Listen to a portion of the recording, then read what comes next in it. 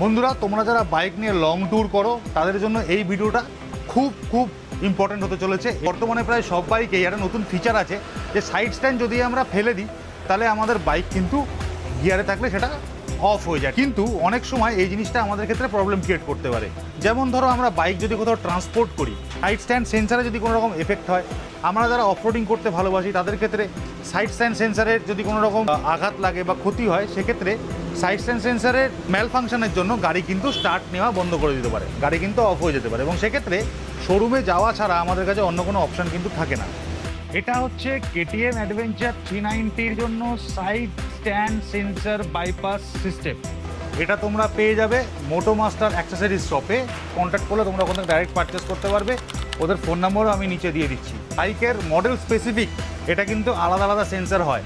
এই বাইকের বাঁ পাশে মানে যেদিকে সাইড স্ট্যান্ড আছে একদম সেই দিকে এখানে ভোল্টেজ রেগুলেটর থাকে, ট্যাঙ্কের নিচে এই জায়গাটাতে। এর পিছনে ভোল্টেজ রেগুলেটর আছে, তার পিছনে রয়েছে সাইড স্ট্যান্ড সেন্সার।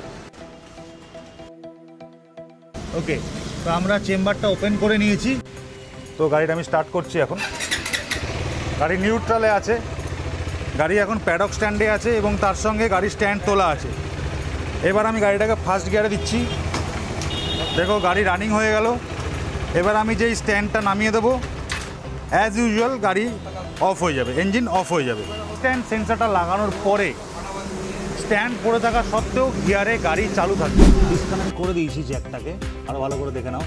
বাইরের দিকের এই বড়ো জ্যাকটা নয়, কিন্তু ভিতরে যে জ্যাকটা আছে এটা 3 পিনের জ্যাক হবে। এটা যেরকম 3 পিন, ওটাও হচ্ছে 3 পিনের জ্যাক, ঠিক আছে?